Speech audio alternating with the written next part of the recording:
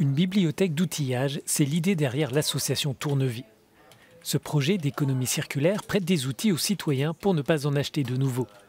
C'est aussi une manière de promouvoir la réparation et le réemploi.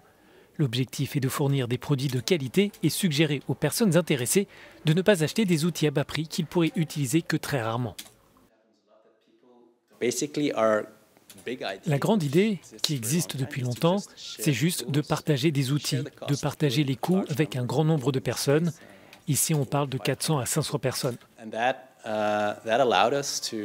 Cela nous a permis de répondre aux besoins de chacun tout en stimulant une économie de la réparation et en stimulant les entreprises qui produisent des biens de qualité plutôt que de soutenir celles qui préfèrent la mauvaise qualité.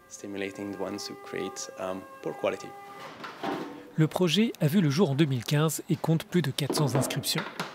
Les membres payent 40 € à l'année pour pouvoir utiliser des outils chez eux autant de fois qu'ils le souhaitent. Des outils pour travailler le bois, les métaux et même la soudure, voilà un échantillon des objets qu'il est possible d'emprunter ici. Il s'agit d'un exemple d'économie circulaire comme les magasins de vêtements de seconde main. La Commission européenne veut promouvoir cette approche avec le paquet économie circulaire qu'elle doit présenter cette semaine. Prendre soin de l'environnement est l'un des bénéfices évidents de cette économie. Mais ce n'est pas tout, selon le Bureau européen de l'environnement.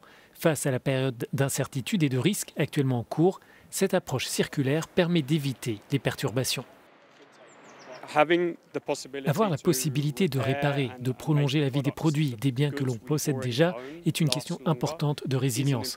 Car si vous pouvez avoir accès à des pièces de rechange localement, plutôt que de les importer de l'autre bout de la planète, cela signifie qu'au niveau local, vous avez un meilleur contrôle de votre chaîne d'approvisionnement et vous pouvez être plus résilient. C'est un des autres bénéfices de l'économie circulaire.